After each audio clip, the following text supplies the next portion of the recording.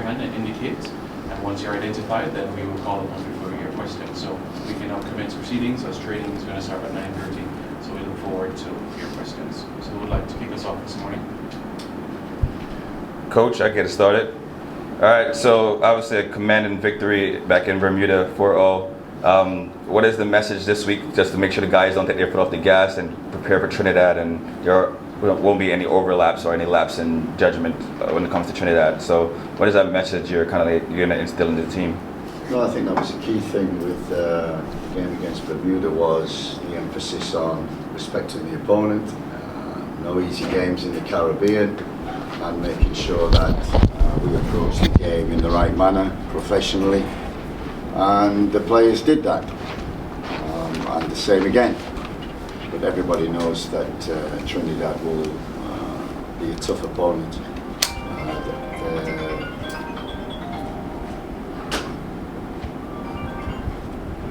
They're certainly improving under Dwight York, and we've played them 3 times already, so we know each other very well.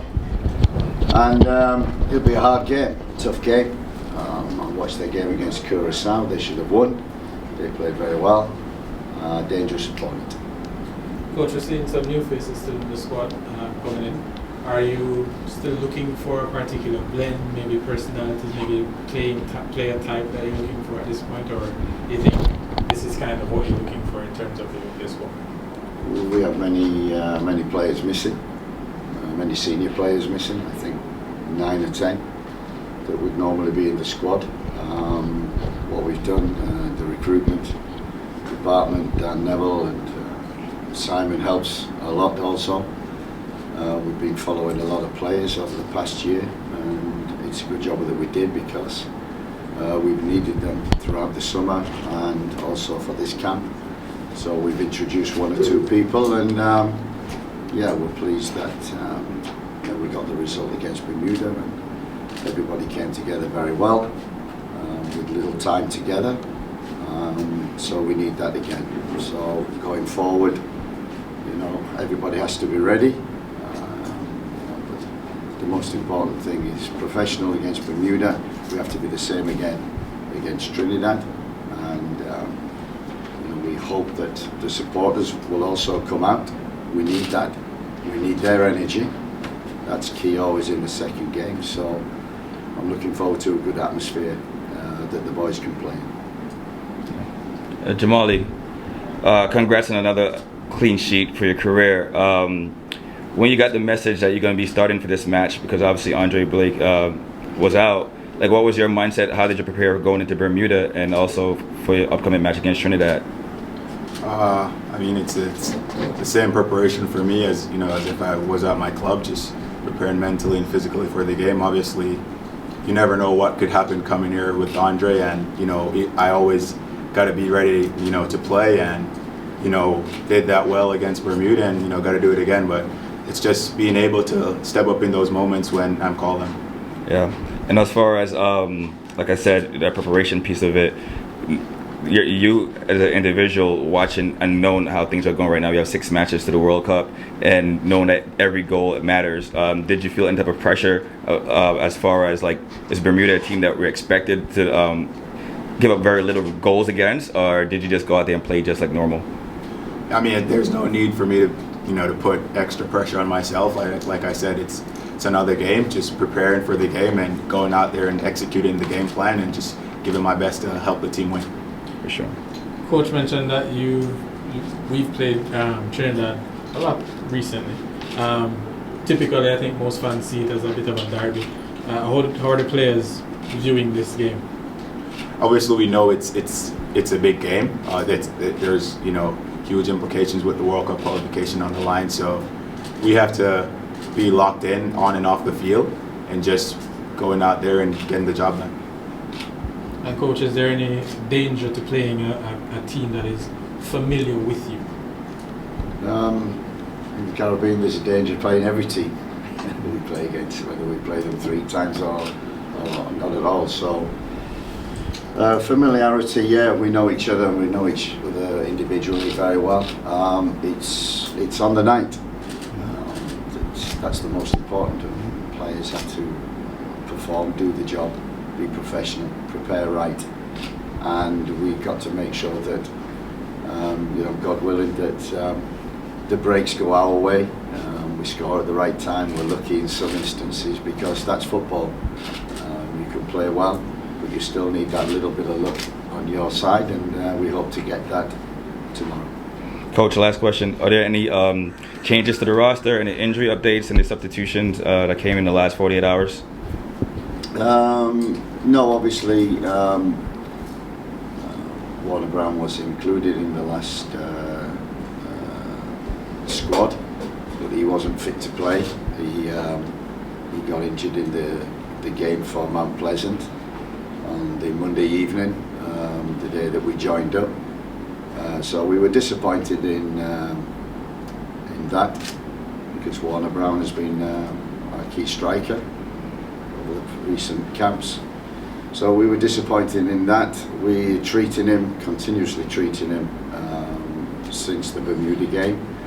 So we're going to give him every opportunity to be fit to participate at some stage tomorrow. Thanks, Coach. Any of those questions, David? I'm Coach King from Rivalry TV. Coach, we saw where Bailey Calamarchi started and really had an impressive game. However, the only thing that was lacking from his game was the goal that his performance deserved.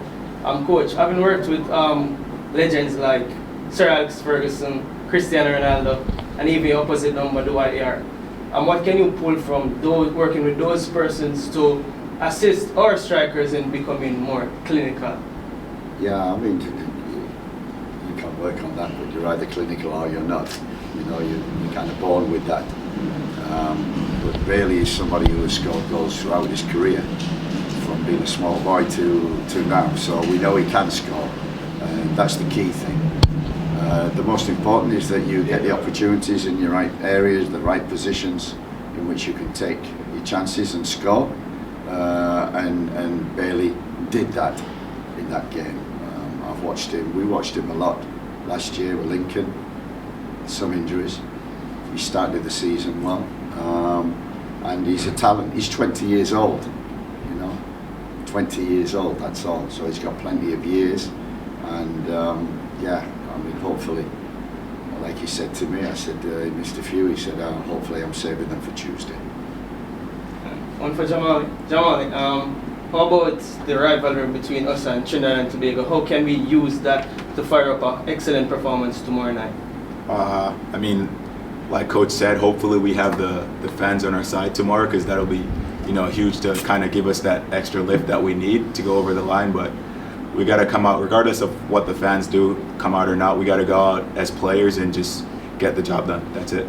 Thanks, David. Eddie? Coach, you mentioned a lot of key players being out. We tend to play a little bit better without these key players. We saw that in the Unity Cup. Why is that for you? I don't know if it's for any reason. We've played well with everybody that we've had in the squad. The experienced players. We've played well in games with that, and also with whether it's a young squad or an old squad, you play well, you don't play well, you will always have that balance. It's only a couple of games that we've had where we've had a lot of injuries and had to call upon some young players, and we're just pleased. Like I said, we talk about Jamaica and this World Cup. The future is bright for Jamaica, because there's a lot of young talent. We're showcasing some like Tyrese Campbell, Bailey Calamarchi. We're showcasing some at the present moment, but there are many, many more underneath that, which as a recruitment department we've been looking at throughout the year. So they might not be for this cycle, these young players, but they're definitely for the next cycle. So to give them experience and see that they can deliver in the pressure moments is key to it. Dwayne? Good morning, Coach. Jamaica is the only team to win match day one from this group. How important do you think it is for us to ensure that we get a win tomorrow night in terms of setting us up for the remainder of the qualification? I think winning your home games are always important. I think Bermuda, absolutely right. Everybody expected us to win. Difficult game always, but we were were professional, got the job done. Now it's a home game, so you've got to win your home games, which is probably why Trinidad will be disappointed they didn't. They deserved to win it, but they didn't. And we have to go tomorrow making, like we did against Guatemala in the World Cup qualifiers to get into this group. We got to put a performance there that, the supporters, and that evening the supporters were absolutely terrific. And we need that again tomorrow. No doubt they can't just turn up. They've got to give us energy. I think that's always the key thing with this Jamaica team. When it's got energy and attitude, we perform well. One for Coach, one for Jamali. Coach, what are you hoping to see from the team against Trinidad, and Jamali, what are you expecting from Trinidad to bring to Jamaica? I expect the team to know the job and do the job, work hard, work together, cover each other, be a team, be hard to play against, but also express themselves like they did in the last game. This will be harder, this will be tougher, but we need the same kind of attitude, we need the same kind of courage, we need the same kind of organisation and discipline. We get them. Like I said, the most I'm disappointed is when we don't perform. We like to win, but as a coach, we like performance, because performance gives you wins.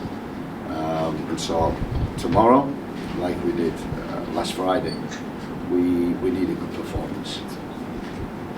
And Jamali, what are you expecting from the Trinidad? Yeah, obviously, like Coach said, we've played them a lot over the past year, and we watched their last game. We've seen the clips of how dangerous they are and how explosive they can be. So, we expect a good game. We expect it to be tough, but once we prepare, in training and off the field, go out there and execute the job. And finally, Matthew. Good morning, Coach. Matthew. Yes. Trinidad hasn't won a match in the last 4 games. However, in those 4 games, they've tended to create a lot of chances. What are the strengths that you've seen in the Trinidad team, despite them not winning in the last 4 matches? Yeah, I think, as I said, I think we had a local camp, and it was the first time that we'd seen Trinidad, and Dwight York had just taken over, and I knew they had ability and quality. And then we played them in the Unity Cup, and you could see the difference and the improvement. I watched them in the Gold Cup. You could see the improvement also. When USA, you could do that, you can lose to them. But the games against Haiti and Saudi Arabia were games in which they very easily could have won. So for me, they're improving. They have, like us, they have speed, athleticism. They're strong and fast, and they've got good players, good individual players that can win football matches. And I think that's what it's about tomorrow. Them big players, the important players. They're the ones who must deliver. And whoever delivers will win the game. Lastly, Dwayne. Yeah. Coach, Shamar Nicholson wasn't in the setup for the last set of matches, but he was back in the squad. Came on against Bermuda. Pretty good header. Are there any plans to have him play a bigger role tomorrow night against Trinidad? Always, Shamar has to play a bigger role when he's with us. He didn't feature in the summer for us. He wasn't playing at that present time. They were in a break. He's come back, played for his club. We've followed him, watched every game. He's getting minutes for his club, and we brought him back in because he's a big time player for Jamaica. Scored a lot of goals in the Caribbean and proved his worth in the last 20 minutes, coming on, doing the job, and getting us the 4th goal, which was very important.